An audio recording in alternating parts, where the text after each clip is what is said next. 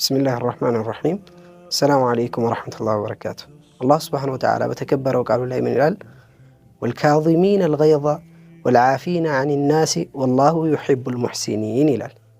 سلام مؤمن وشبهري يزر الزرا من على والكاظمين الغيظ قطعتهم يميدبقوا يهونوا سوج سوسي አናደዳቸው ሲያበሽቃቸው ንዴታቸው ዋጥ የሚያደርጉ የሆኑ ሰዎች ማለት ነው።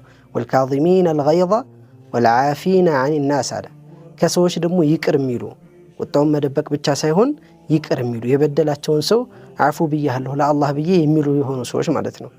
والله يحب المحسنين አላህ ደግሞ አሳማሪ የሆኑ ባሪያዎቹን ይወዳል ማለት ነው።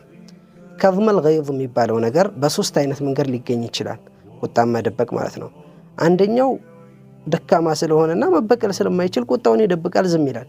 ሁለተኛው ደግሞ አንድ የተከበረ ሰው ወይም ደግሞ እሱ የሚያከብረው የሆነው ሰው ዘንድ ስለሆነ ብቻ ያንን ቁጣ ላለማሳየት ሲል ሊደብቅ ይችላል። ሶስተኛውና እኛ የምንፈልገው የትኛው ነው?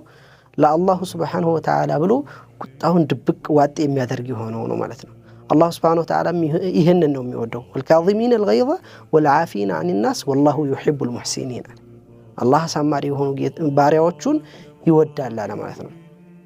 ስለዚህ አፉ ማለት የአላሁ ሱብሓነሁ ወተዓላን ውዴታ የሚያስገኝ የሆነ ስራ ነው ማለት ነው። አላህ ሱብሓነሁ ወተዓላ በሌላ የቁርአን አያ ላይም እንዲህ በማለት ስለዚህ ነገር ይናገራል። ወልያዕፉ ወልየስፈሑ አላ ቱሒቡነ አን የግፊረ አላሁ ለኩም። ወልያዕፉ ይቅር ይበሉ፣ ወልየስፈሑ ይለፉ፣ የበደላቸውን ሰው ይቅር ይበሉት ይተውለት። አላ ቱሒቡነ አን የግፊረ አላሁ ለኩም አላህ ይቅር እንዲላችሁና ወንጀላችሁን እንዲምርላችሁ አትፈልጉምን ይላል። ይህ ምንን ያሳየናል? እኛ ከሰዎች ይቅር ባልን ቁጥር ሰዎችን አፉ ባልናቸው ቁጥር የበደሉንን ሰዎች ሊላህ ብለን በተውንላቸው ቁጥር አላህ ደግሞ እኛን አፉ ይለናል። አላህ ሱብሓነሁ ወተዓላ እኛን ደግሞ ይምረናል ማለት ነው። በሰው ላይ ቂም መያዝ ብሎ ማለት በጣም ከባድ የሆነ ነገር ነው። እኛን ነው ወደ ኋላ የሚስበን ወደ ኋላ የሚያስቀረን እኛኑ ነው።